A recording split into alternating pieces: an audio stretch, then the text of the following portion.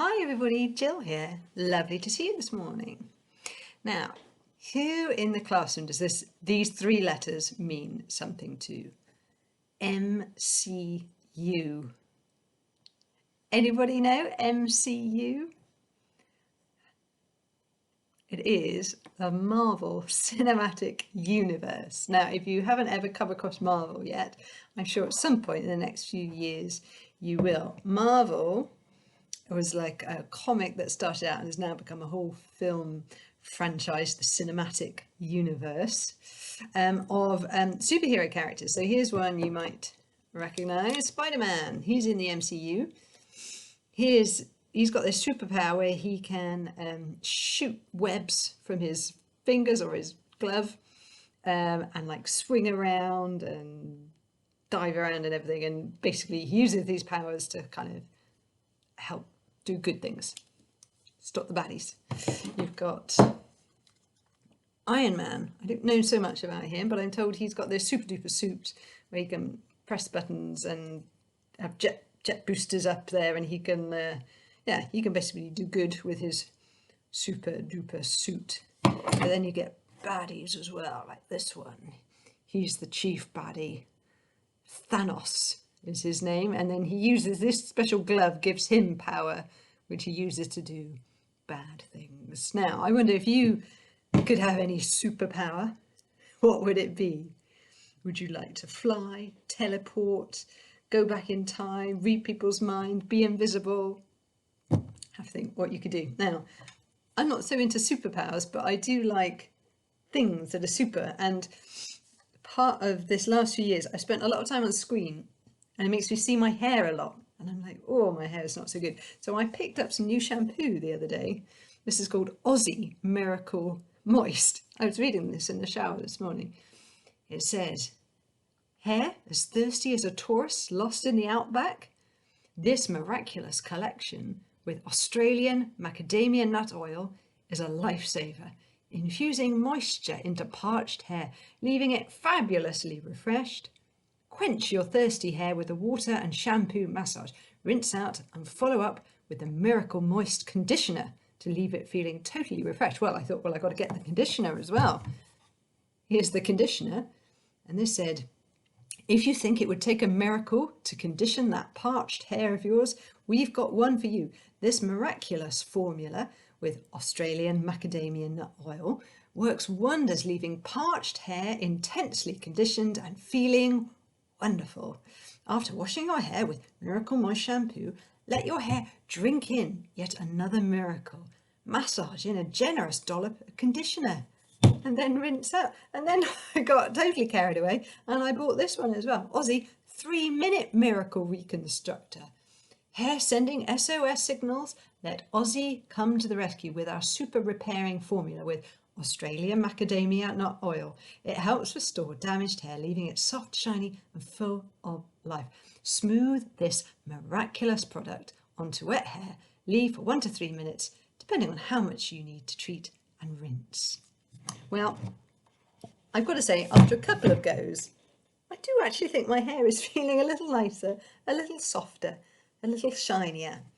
I'm not so sure I would go so far as to call it miraculous or call it Miracle Moist shampoo. We know what a miracle is. A miracle is something that happens that just can't be explained by what we normally know to be true in this world. So we know that this shampoo is claiming, what's its magic ingredient? It's not magic, it's Australian macadamia nut oil. Now the fact that they've put this nice rich oil in here is probably what is making my hair look so glossy. There is a reason. It's not really a miracle, but it's a good advertising thing for them. But it makes me think about what is a real miracle. And who do we know who was like super duper at miracles? Jesus. So I'm going to have a little chat in a mo about some of the miracles he did. But first, I want to start with, when did Jesus not do a miracle? Now, last week was the start of Lent, and Father Martin was talking a little bit about Lent, wasn't he, last week? Lent lasts for how many days? 40 days. The reason it is 40 days is because before Jesus started preaching and teaching at the age of 30, he spent 40 days out on his own, out in the wilderness around the hills of Israel. And in that time, he didn't eat. And that's why we give up things in Lent to represent that time that Jesus wasn't eating. We call that fasting. So you can imagine not eating for 40 days, you're going to be pretty hungry. And you think, well, if you've got superpowers, you could just like rustle up a nice bacon sandwich or something. Or do you like to have a nice bowl of cornflakes? You know, if Jesus was really that powerful, could he do that? And that is actually what happened. Someone came along to pose that question. Now, in the Bible, we call it Satan.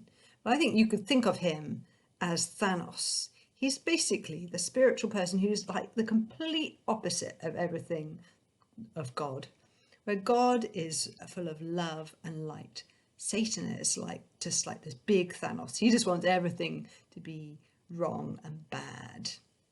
And he appeared to Jesus when he was probably really, really hungry. And he said, look, why don't you take those stones, turn them into bread? If you are who you say you are, you could do that, couldn't you? Then he took him up to a cliff and he said, well, if you just jump over the edge of the cliff, you could prove that you are God, because angels would surely come and pick you up. Now, turning stones into bread and having angels rescue you from a cliff fall, that would be a miracle. It's something that can't happen in normal world that we live in. It takes something miraculous to happen. But Jesus didn't do that. He didn't give in to the temptation that Satan was putting in front of him, because he needed to go on this journey for the next 3 years and tell people that they needed to turn away from their lives that they were having, and they needed to really follow God with their heart. And they needed to treat people in a completely different way that they had been treating.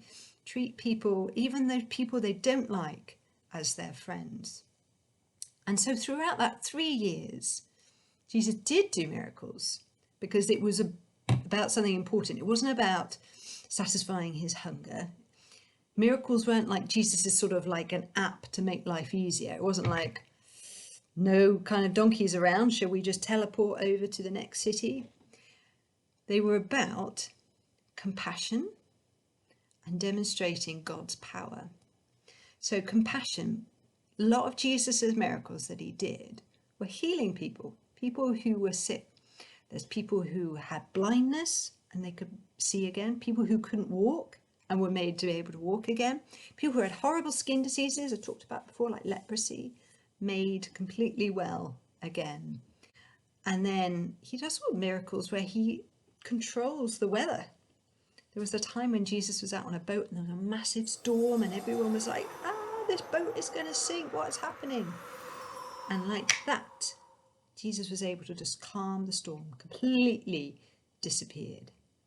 So those of you who are fans of the MCU, you'll know that when these superheroes do their stuff, the people on the street notice, don't they? They don't always like it. Sometimes they get a bit annoyed with Spider-Man and Batman and things. But generally, they see this power and they think, wow, cool. But of course, these are just made up and they're films. But the miracles that Jesus did just point to who he was. He wasn't a normal person. He had miraculous power, much more miraculous than my shampoo, because his miracles were actually things that couldn't be achieved by normal world that we live in. And I have to say, that is one of the things that makes me sit up and pay attention to God, because I just think, wow, here is someone with power that I cannot explain. I certainly can't do. But I know that that power that Jesus had doing miracles people still have today in the name of God. The disciples, after Jesus has died, they carried on performing miracles in God's name. And sometimes I know that if we pray for things, even if it seems impossible, miracles can still happen. So next time you think about superheroes and things, I want you to think about who is the biggest superhero of all. It is Jesus. Now, if you've got time, maybe your teachers can find a song on YouTube called Jesus, You're My Superhero for you to sing along to. I'm basically saying Jesus is better than Spider-Man, he's better than Batman, he's better than Superman. And the reason that he's better is because he's real. He's not just a cartoon character. So get to know the superhero that is Jesus. Believe in those miracles that he did and have faith that miracles still happen today.